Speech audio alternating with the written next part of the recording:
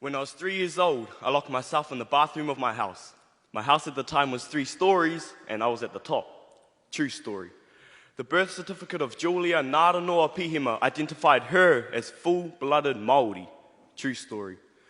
Julia Naranoa Pihima was my grandmother. True story.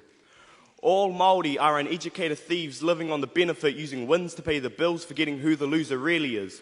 Not true. This brown skin means theft. Not true. These hands means fight. Not true. This culture means domestic violence. Not true. I am a different shade of brown. I'm in a place where green doesn't mean go, and when pot isn't necessarily found at the end of the rainbow, but in our gardens. And these pots aren't sitting on our stoves with only water and false hopes, because what used to be there was a boil up to feed the whole whānau. But then you took away my pork bones, and my watercress, and my bonus in life because I'm Māori and I'm starting behind. You might call me plastic because I can't fluently speak my tongue, because my pot was always full, because I'm close to my dad, I'm sorry. My brown doesn't match your definition.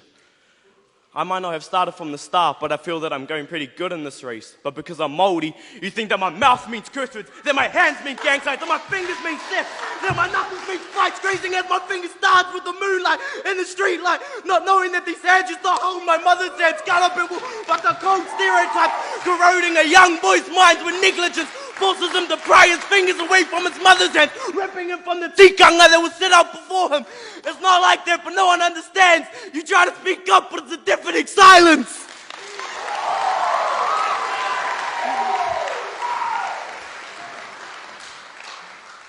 Colonization is forced stereotyping to become a household name which resides under our beds, becoming the monsters that we're now scared of. But these taniwha have started to show through as we accept these definitions labelled to our backs with our minds possessed by this monster. I might not be a stony, a thief. I might be 2 shades too white to be considered brown, but I'm proud of who I am. My pepeha say so. Ko tukutuka te maunga. My hands do not mean violence. Ko wairoa te awa. I'm just trying to take back what was originally mine. Ko māhuhu ki te rangi te waka. I don't know where I stand in this land conflict because the land never belonged to me, but I belong to the land. Ko ngā pohiroa, ko ngāti whātua ngā iwi. The leaves on my family tree have fallen, but the roots are still embedded. Ko te hoanga te marae. You hold a noose around my neck, but the rope is my own tonga. But the skin, this culture, this whakapapa means too much to me to forget. Forget where I come from. Forget that families aren't a broken mirror from a book published by Alan Duff. And their blood only comes from picking up the broken pieces, but the glass is sharper than our words so no one speaks out.